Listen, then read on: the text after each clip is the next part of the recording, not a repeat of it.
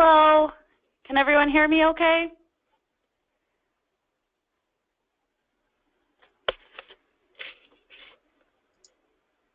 Hello? Hello.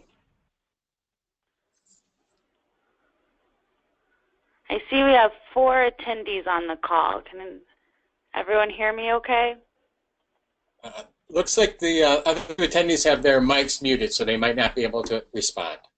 Oh, true. Okay, if everyone can just start by, in the chat feature below, typing in your institution name and how many people are present, that'd be extremely helpful. We want to welcome you to the AIMHO 365 webinar, Assessment Isn't Rocket Science, Strategies for Overcoming Barriers, which is presented today by Gavin Henning, the Associate Professor and Program Director at New England College. My name is Sam Cole, and I'm from the AIMHO 365 Program Committee. A big thank you to Gavin today for developing this presentation, offering to share this knowledge with the region. We'll be taking questions during the presentation using the chat feature that I just mentioned on the right-hand side of your screen. If you have any questions, please utilize that, or if something is going on with the technology, please communicate with us through there.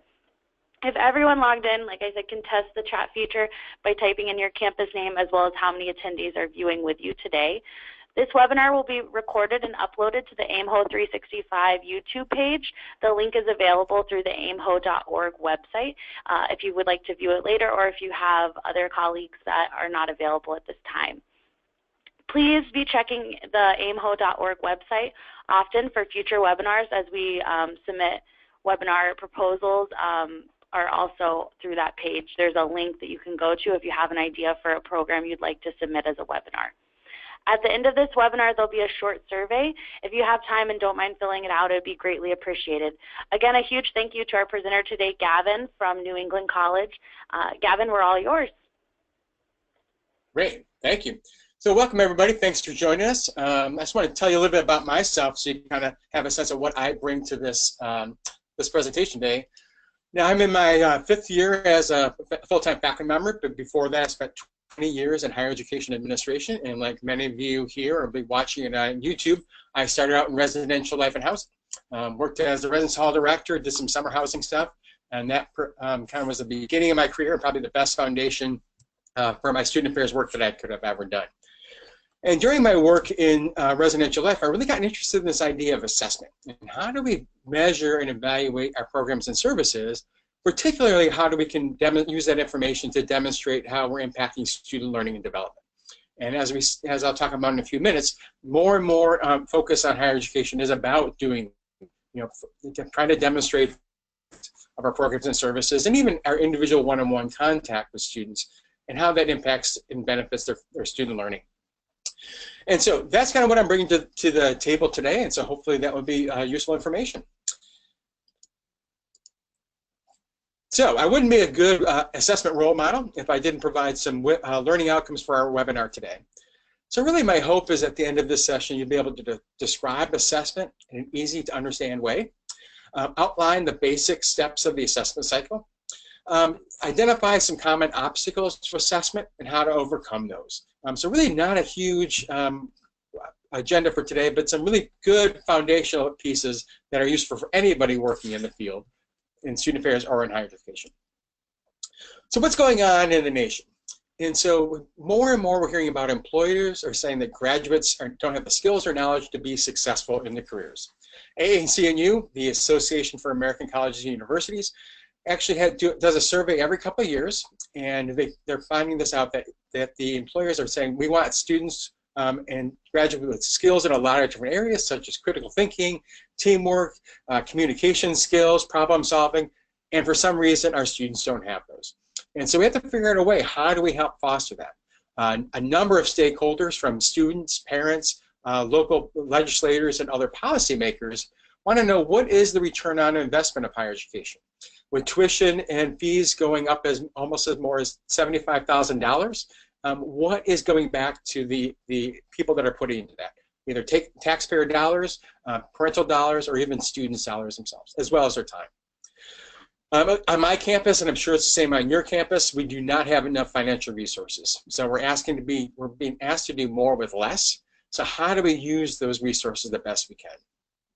And we're also saying our student demographics are changing, not just race and ethnicity and other social identities, but the knowledge and skills and the issues they have are changing. So we really need to identify what those needs are because they're changing as well. So what does that require us to do? Well, I believe we have to assess more often, more effectively, and more efficiently, and really build it into our everyday work. We've got to really focus on demonstrating the impact on student experience, student learning, and student success of the work that we do. I'm a former president of ACPA, and a couple years ago during the convention where I served as president, we had a panel of, I think, 5 college presidents who all came up with through student affairs. So they all did have the background that we have.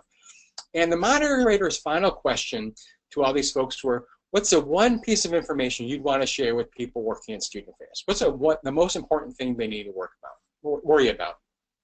Every single one of them said, student affairs folks need to be able to articulate their impact on student retention.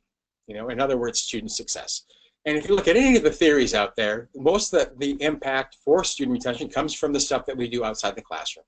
So that really needs to be part of how we demonstrate the impact of our programs and services. Really about student learning, the student experience, and then student success. And then we've got to identify those stakeholders out there and articulate the value of our work. For a long time, we knew what the impact we were doing. We assumed everybody else did as well, but that's not true anymore.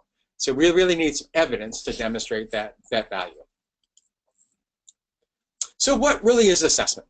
Well, in my mind, assessment is really learning. It's learning about what's working, what's not working, what are students learning, how are our programs and services on the student experience. It's not rocket science, it's really just learning, and we need to figure out how we learn better so we know what's working and what's not working. We need to think about 2 major purposes or goals for assessment. The first is accountability. So in other words, are we doing what we say we're doing for students? If we say we're going to develop X skills, are we doing that? We're saying we're preparing them for the job world, are we doing that? The downside of this whole idea of accountability is that there's been a lot of external pressure around that. There's been external pressure from the federal government, from local governments, and from regional accreditors to demonstrate the accountability piece.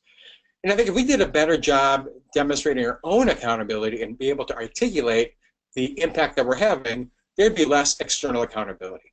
So in many ways, I think this is our fault that there's so much pressure from the outside because we haven't done it ourselves. We just assumed that everybody knew what the impact of higher education was and then student affairs. In addition to accountability, even more important is continuous improvement. So how do we know what's working and how do we fix it?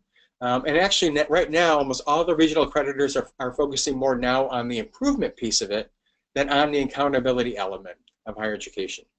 They used to want piles and piles of data to demonstrate that you're actually gathering data, to demonstrate that you're achieving your goals.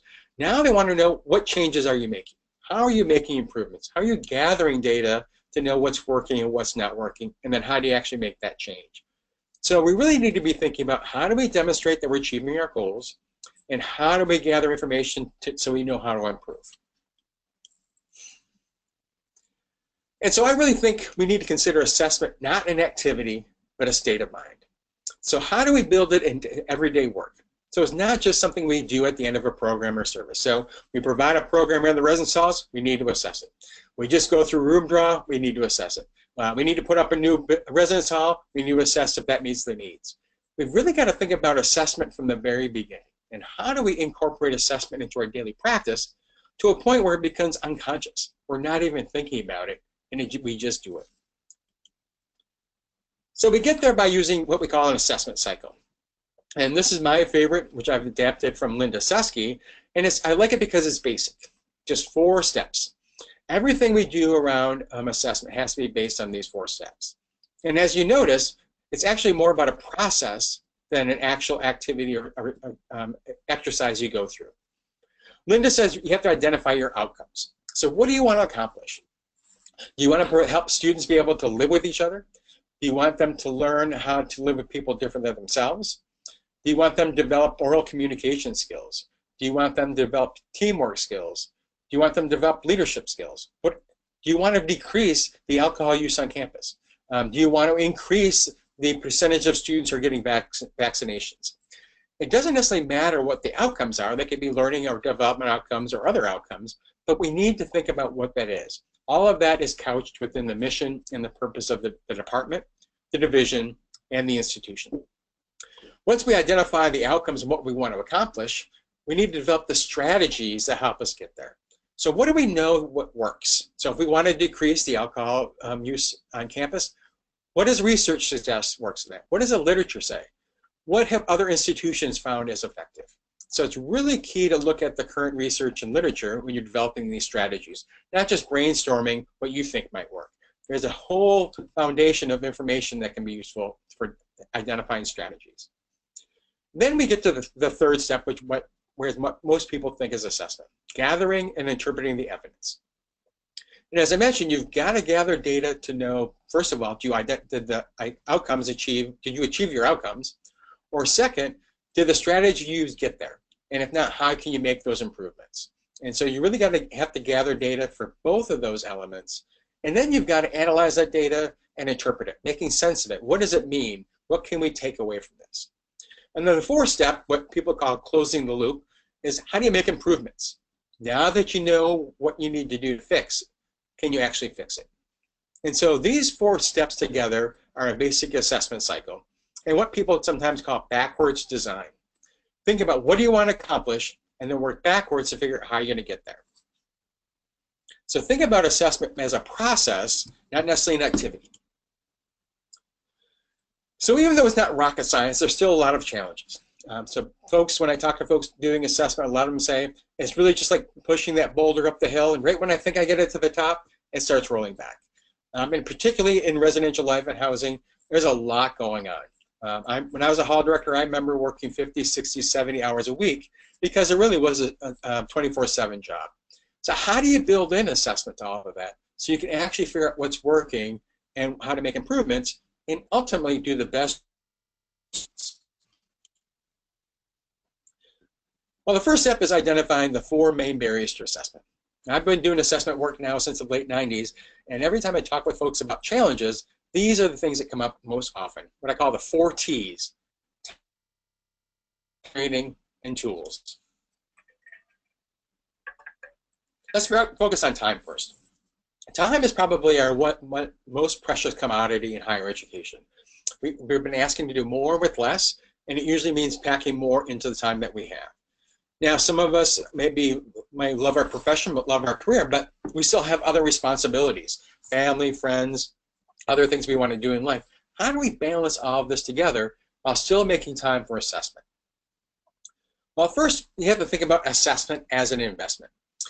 And I want to tell you a little story about my nephew and I.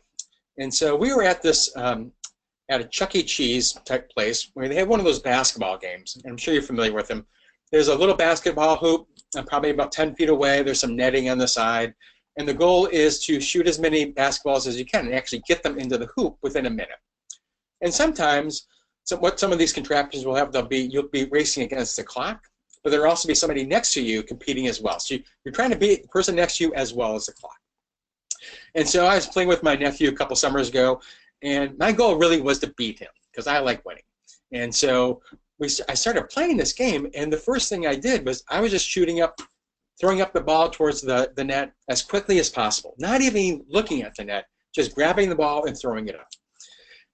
And I really thought that's similar to what we do in student affairs. We just try a lot of different things, throw a lot of darts at the target, hoping something will stick, hoping something works.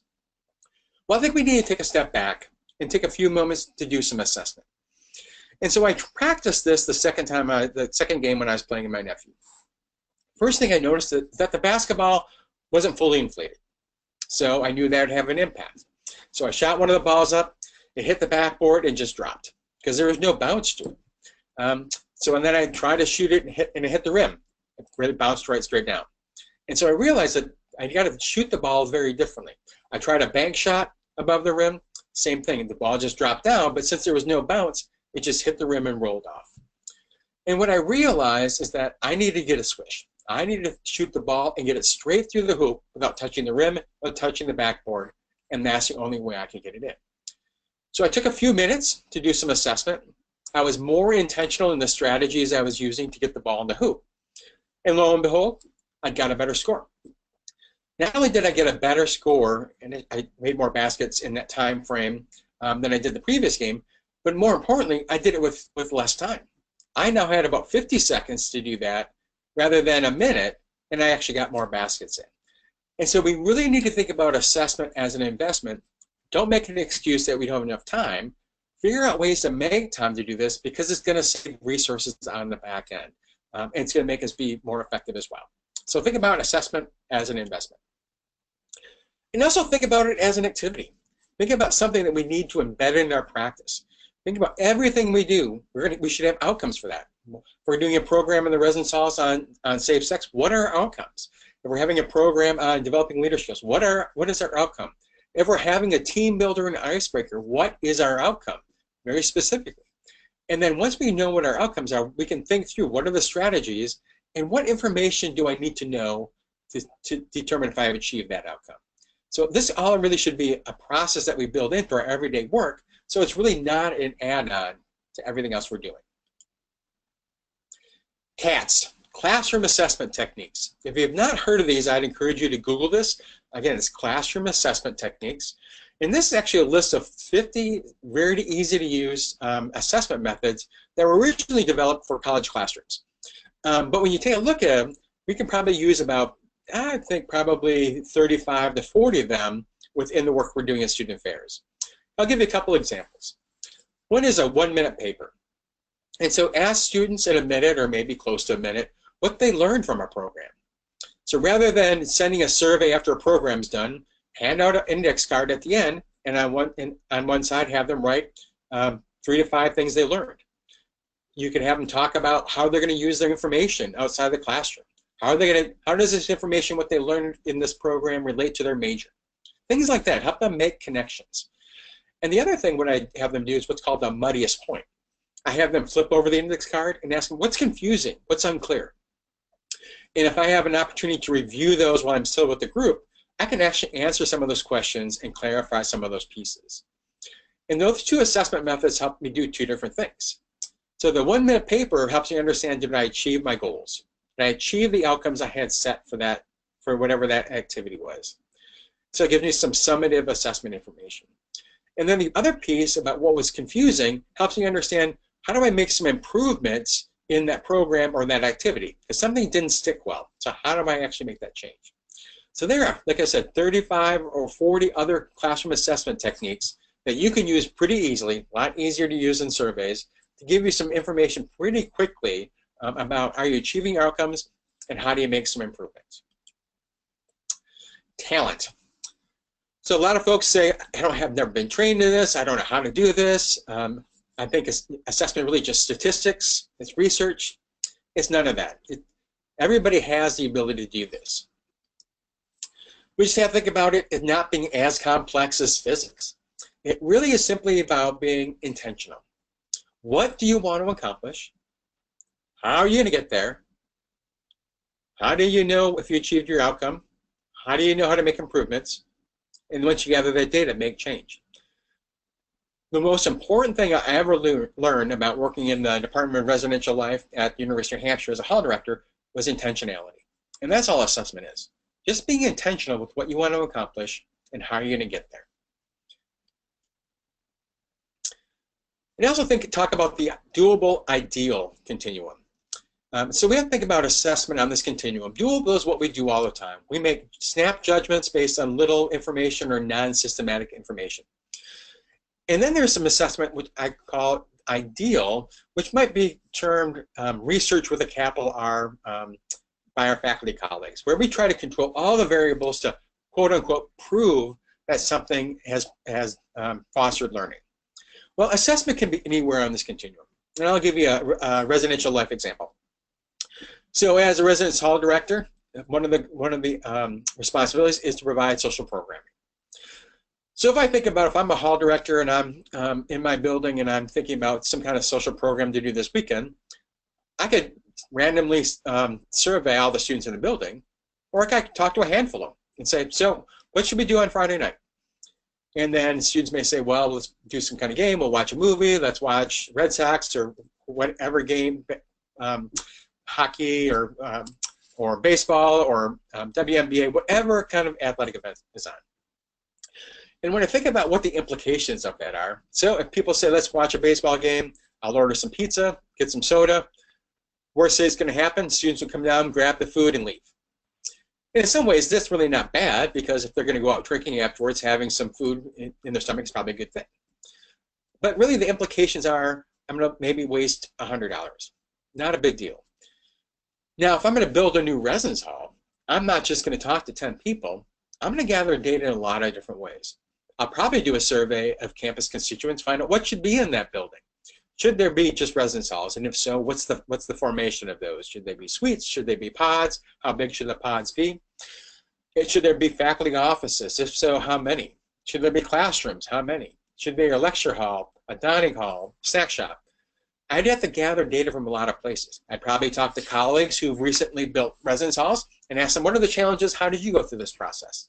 I'd probably talk with some architects to find out what would be the cost. What would be the differential cost if we add these different amenities in it?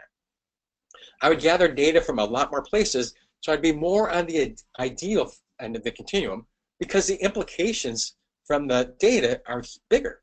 They're multi-million-dollar decisions about building a new residence hall. So really think about this whole doable ideal continuum, and where do you need to be on that? And your answer really should depend on what are the implications of the data and what the decisions you're going to make with the data. Training.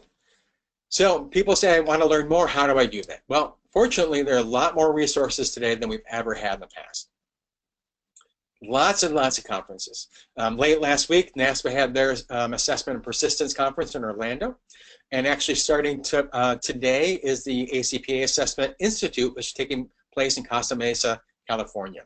So a lot of different conferences out there that you can attend. And they're actually at all of the professional conferences, major conferences, there are a lot of assessment sessions. I think at both ACPA and NASPA, I counted about 100 assessment sessions alone. So there's a lot of opportunities to learn in that type of setting.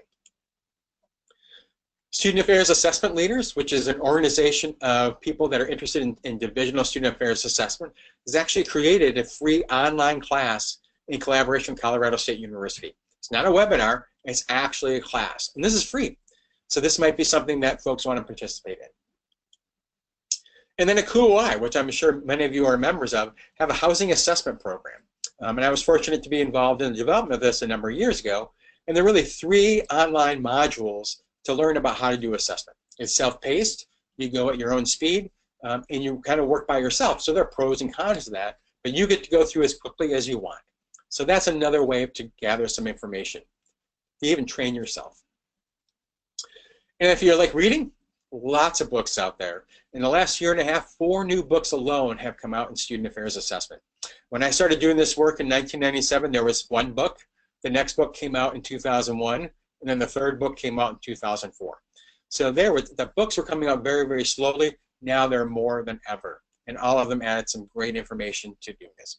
I'd also encourage folks to take a look at some of the academic assessment books, because those are fantastic. The book on the bottom of this pile, Assessing Student Learning, used to be the book I would use in my master's level assessment class. And even though it's geared towards academic assessment, my master's level students found it really easy to understand, and it was a good entree into assessment and the practice of assessment. Tools. So what tools are out there to help you do your job? It's really important to think about, how do you build the infrastructure? How do you gather the resources to do this work? Some of it's training, some of it's building capacity, but what tools are out there to use? Well, my favorite one is index cards, because I like using them for classroom assessment techniques.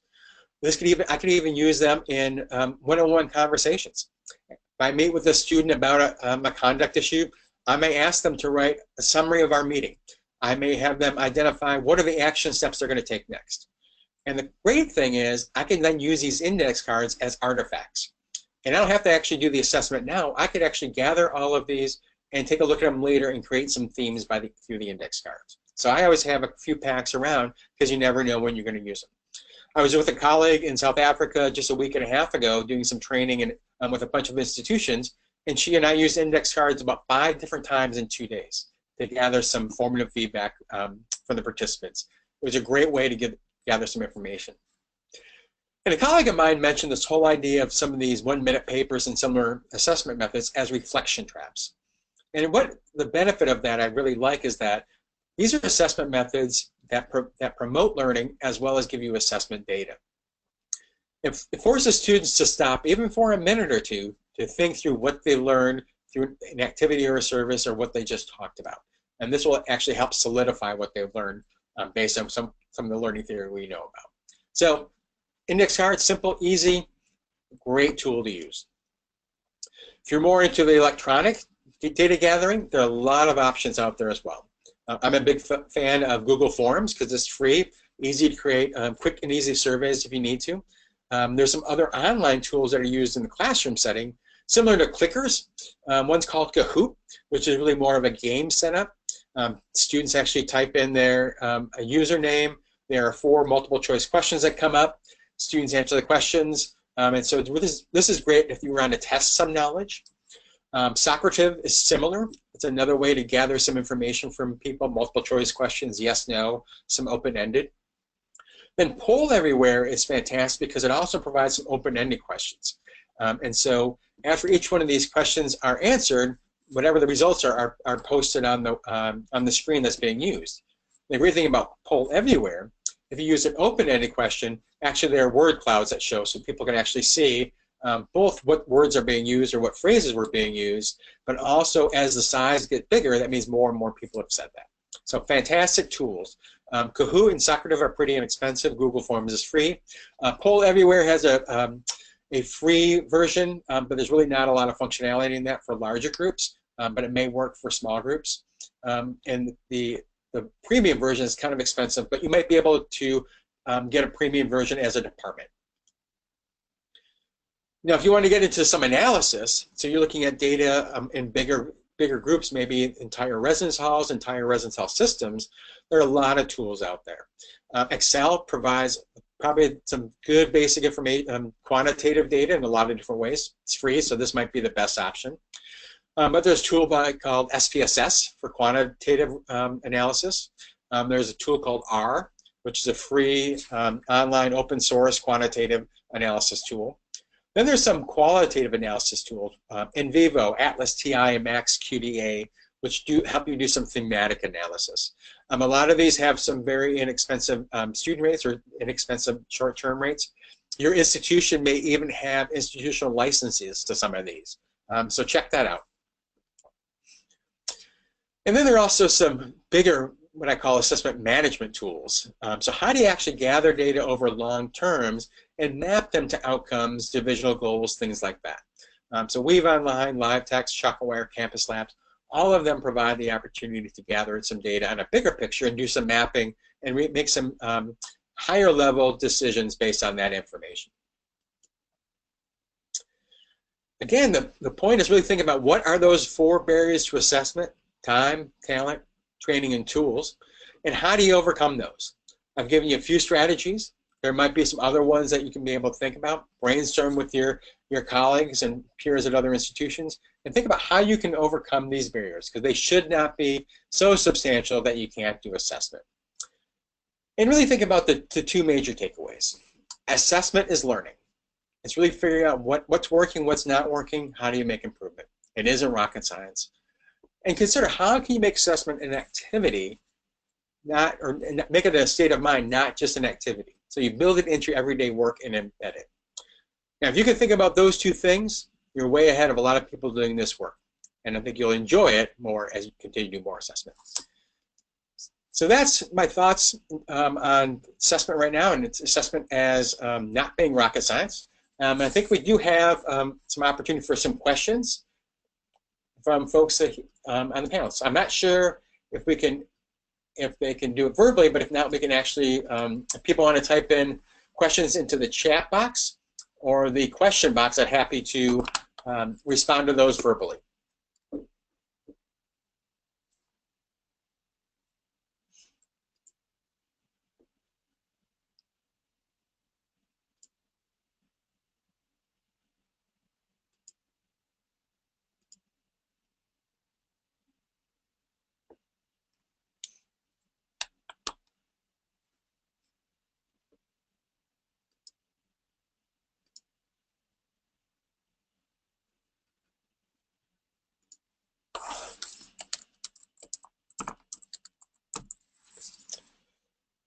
Well, it doesn't look like there are any questions right now, but if you have any that follow up, feel free to email me. My email address is on the screen right now, ghenning@nec.edu. I would be happy to answer any questions that folks have, and because my goal really is to help people do a better job with assessment, overcome the anxiety, so they can really build it into every part of their lives. Thank you for joining us today, and like I said, I'm happy to answer any questions that folks may have. Just shoot me an email, and I'll respond as quickly as I can. Take care. Great. Thank you so much, Gavin, for taking the time to share this knowledge with us. The association really appreciates all that you do for our members. As a reminder, this webinar was recorded and will be posted to the AIMHO 365 YouTube page. The link is available through the aimho.org website for future review. Please be on the lookout for our future webinars by checking the AIMHO 365 page on the AIMHO website. Please take a few moments to complete the survey that will appear on your screen shortly after we close out the webinar. And again, a big thank you to Gavin for this presentation. And please take him up on any questions that you have through his email. Like he's saying, it sounds like you just have such a wealth of information in this topic. So have a great day, everyone, and thank you.